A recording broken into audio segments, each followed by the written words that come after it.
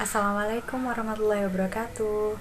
Hai, saya Aiza Cundana dari Universitas PGRI Adibuana Surabaya, program studi bimbingan dan konseling dengan nomor induk mahasiswa 165000056. Saya berasal dari kota Mojokerto. Namun, saat semasa kuliah, saya tinggal bersama saudara saya di daerah Sidoarjo, Gedangan. Selama masa kuliah, saya tidak hanya mengikuti kegiatan perkuliahan, namun juga mengikuti beberapa kegiatan kampus maupun non-kampus yang dapat mengasah skill saya baik di bidang akademik, di bidang bimbingan dan konseling maupun di bidang non-akademik.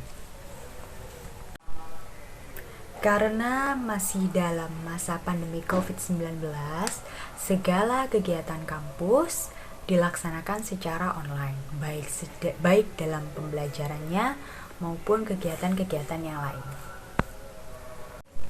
Adanya pandemi COVID-19 yang menyerang Indonesia berdampak terhadap segala sektor di Indonesia, tak terkecuali pendidikan. Mulai dari tingkat sekolah dasar, sekolah menengah pertama, sekolah menengah atas, hingga ke jenjang perguruan tinggi. Pemerintah melalui Kementerian Pendidikan dan Kebudayaan melakukan berbagai upaya agar anak-anak Indonesia tetap bisa mendapatkan haknya dalam belajar. Nah, salah satu program yang dibuat oleh Kementerian Pendidikan dan Kebudayaan adalah program Belajar Merdeka Kampus Merdeka. Kalian udah tahu belum apa itu Belajar Merdeka Kampus Merdeka? Nah, jadi program itu ditujukan untuk mahasiswa baik dari perguruan tinggi negeri maupun perguruan tinggi swasta yang memiliki tujuan supaya mahasiswa-mahasiswa itu bisa menguasai berbagai bidang keilmuan yang bisa mereka gunakan untuk memasuki dunia kerja. Jadi contoh nih, misalnya ya, kita kan dari jurusan hukum, atau saya dari jurusan pendidikan. Nah, ilmu yang kita dapat itu tidak melulu tentang ilmu pendidikan aja. Mungkin bisa juga ilmu administrasi. Nah, itu kan juga bisa bermanfaat untuk memasuki dunia kerja. Nah, ada beberapa syarat nih yang harus kita penuhi supaya kita bisa ikut program itu. Yang pertama adalah mahasiswa berasal dari program studi yang terakreditasi. Kemudian yang kedua adalah mahasiswa aktif yang terdaftar pada PD Dikti. Nah, kira-kira kalian udah masuk belum dalam kriteria ini? Nah, dalam program Merdeka Belajar Kampus Merdeka ini ada beberapa contoh kegiatan, ada 8 contoh kegiatan yang bisa kita lakukan. Kita nggak perlu ambil semua-muanya, kita bisa ambil salah satu aja. Nah, untuk contoh-contohnya ini ya, sudah ada di sebelah sini. Ada pertukaran pelajar, kemudian ada magang atau praktik kerja, kemudian ada asisten mengajar di stasiun pendidikan, kemudian ada penelitian riset, program kemanusiaan, kegiatan wirausaha, studi atau proyek independen, dan yang terakhir adalah membangun desa atau kuliah kerja nyata tematik. Untuk lebih lengkapnya, kalian bisa kok download di Google, ketik aja buku panduan tentang program Merdeka Belajar Kampus Belajar. Di situ tertera lengkap banget apa aja dan step-step apa aja yang harus kalian siapin. Oh iya, baru-baru ini pemerintah melalui Kementerian Pendidikan dan Kebudayaan juga mengadakan salah satu program yang namanya Mengajar dari Rumah. Nah, program ini nih yang sedang aku ikutin. Nah, latar belakangnya apa sih kok aku mau ikut program ini gitu kan. Jadi, karena dari judulnya Mengajar dari Rumah, itu memang sudah membuat saya pribadi tertarik. Karena saya kan juga dari background pendidikan ya.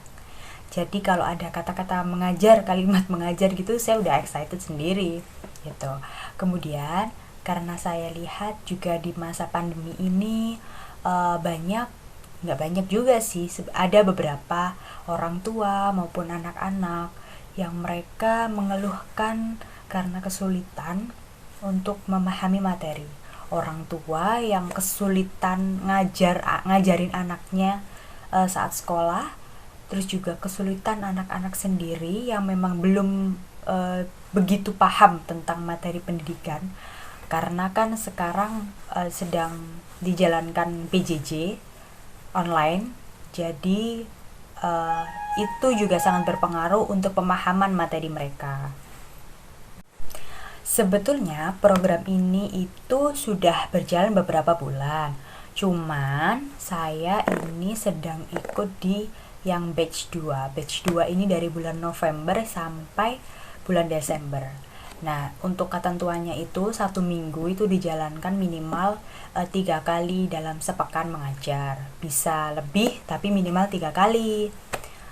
Nah, kemudian sasarannya itu dari TK sampai SMP. Tapi yang saya pegang kebetulan di daerah dekat rumah saudara saya itu adanya anak SD dan SMP. Akhirnya saya memutuskan untuk saya ambil sasaran siswa-siswa tersebut. Akhirnya karena saya ini sudah semester akhir, ada banyak waktu luang yang saya punya, karena juga sedang menunggu wisuda gitu kan. Akhirnya kenapa enggak saya memutuskan untuk kenapa enggak sih saya ikut bergabung dalam program ini. Toh juga programnya tidak jauh berbeda dengan background pendidikan saya. Kemudian saya juga ikut berkontribusi, kemudian saya juga bisa mendapatkan pengalaman secara real, secara nyata di dunia pendidikan sebelum saya akhirnya terjun benar-benar kerja di bidang pendidikan. Nah, akhirnya saya dan beberapa teman-teman sepakat untuk mengikuti program ini. Kami berkomitmen dan menjalankan program ini hingga selesai. Nah, pada video kali ini saya akan sedikit memaparkan sedikit dokumentasi yang sudah saya lakukan selama 12 kali tatap muka. Nah, ini adalah salah satu foto yang saya ambil pada Monef minggu pertama di bulan Oktober. Pada tanggal 2 Oktober 2020 atas nama Dik Dinda. Saya mengajar pukul 8.30 sampai pukul 10 di hari Rabu, Jumat, Senin. Hari ini saya melakukan pendekatan secara persuasif dengan tujuan untuk mendapatkan kepercayaan dan rasa nyaman sehingga mereka belajar dengan santai. Bisa dilihat di foto ini, saya mencoba mengajak mereka untuk berolahraga.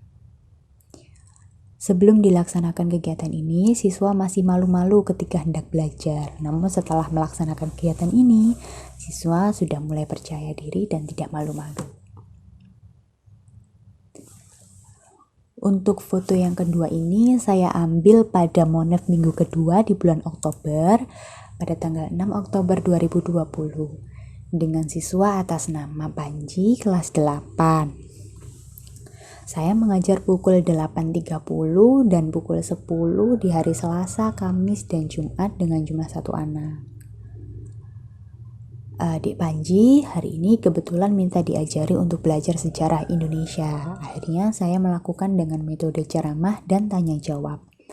Sebelum melakukan kegiatan ini, Panji belum mengetahui sejarah Indonesia. Namun setelah melakukan kegiatan ini, Dik Panji sudah mengetahui sejarah Indonesia.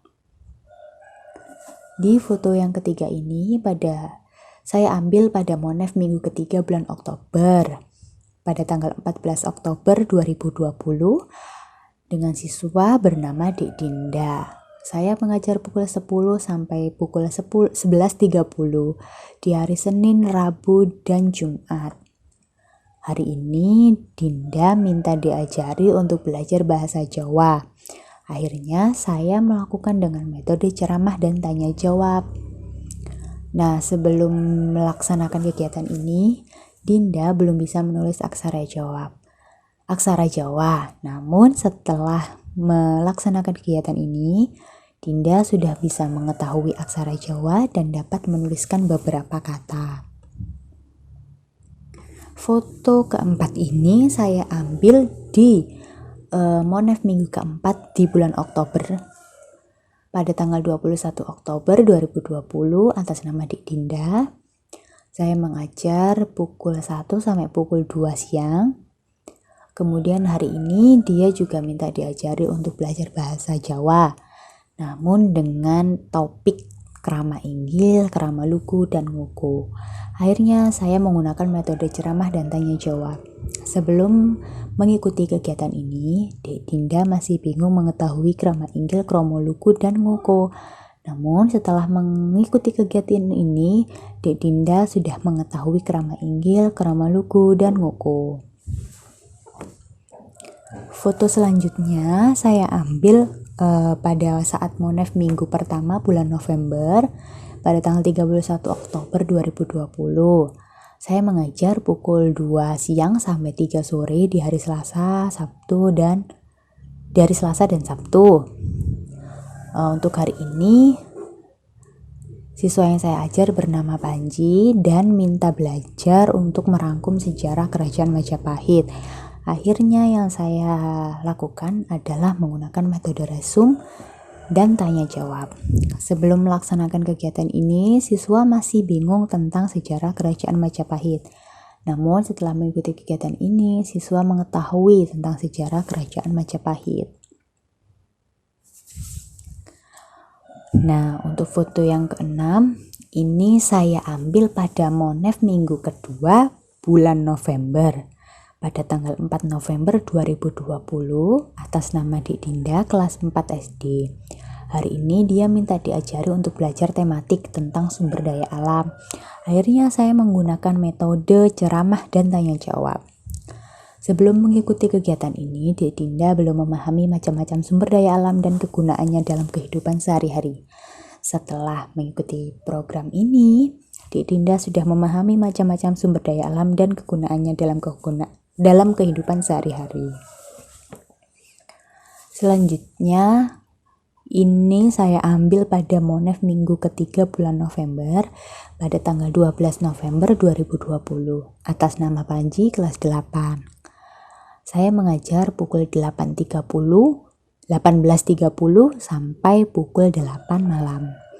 Hari ini Panji minta diajari untuk belajar mengoperasikan aplikasi edit video. Akhirnya saya menggunakan metode demonstrasi, yaitu menggunakan benda atau bahan ajar pada saat pengajaran agar siswa melihat secara nyata. Dapat dilihat di foto tersebut, saya menggunakan laptop. Itu bertujuan supaya dia tidak hanya bisa secara teori, tapi dia juga bisa mengoperasikan secara langsung aplikasi edit video. Sebelum melakukan kegiatan ini, siswa masih bingung bagaimana cara mengoperasikan aplikasi edit video Movie Maker. Namun, setelah mengikuti kegiatan ini, siswa dapat mengoperasikan aplikasi edit video Movie Maker. Selanjutnya adalah foto yang saya ambil pada Monef minggu keempat bulan November pada tanggal 17 November 2020 atas nama Panji kelas 8. Saya mengajar pukul 9 sampai 11 di hari Selasa, Kamis, dan Jumat. Hari ini dia belajar matematika. Akhirnya saya menggunakan metode ceramah dan tanya jawab.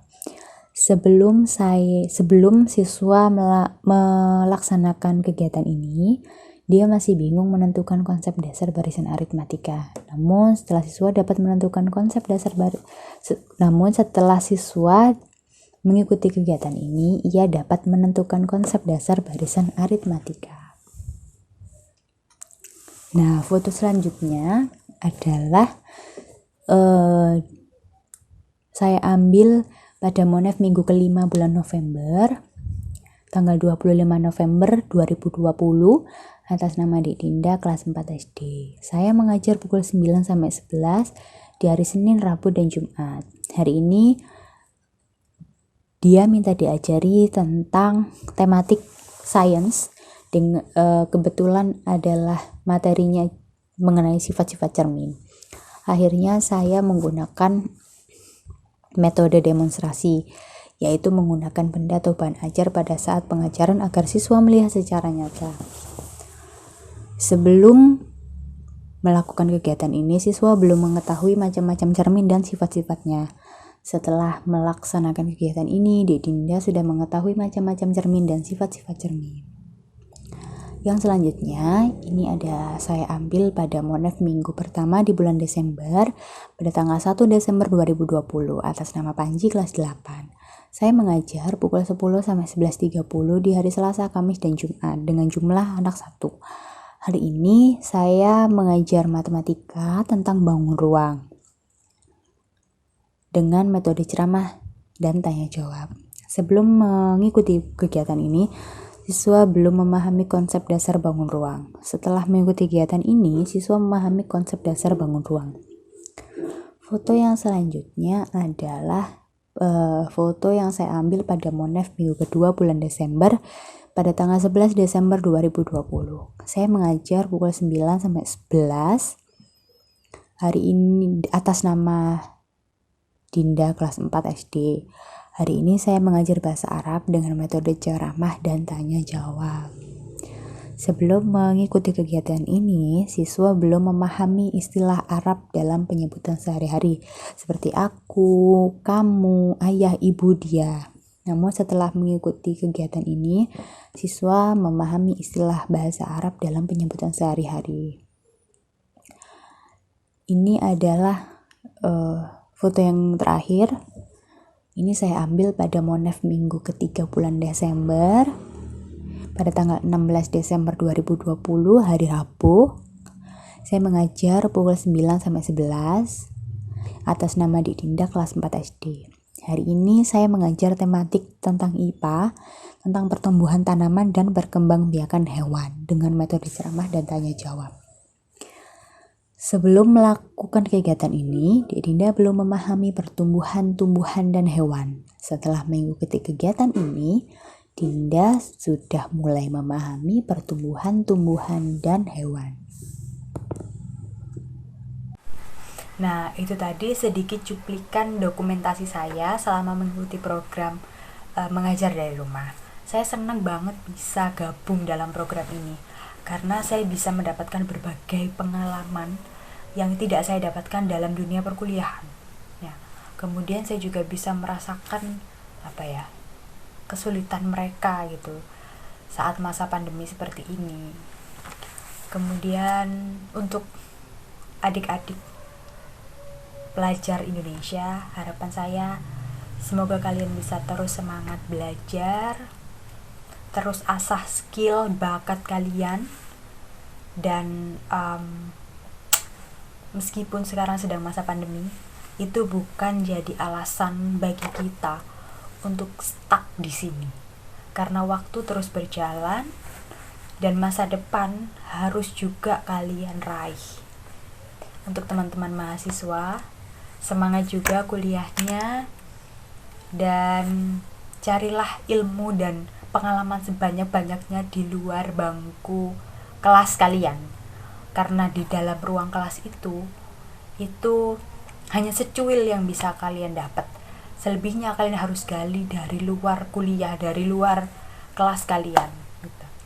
Dan semoga program ini bisa terus ada meskipun tidak dalam masa pandemi. Dan semoga program ini juga bermanfaat untuk semuanya. Dan semoga pendidikan di Indonesia juga semakin maju. Sekian dari saya, kurang lebihnya saya mohon maaf. Assalamualaikum warahmatullahi wabarakatuh.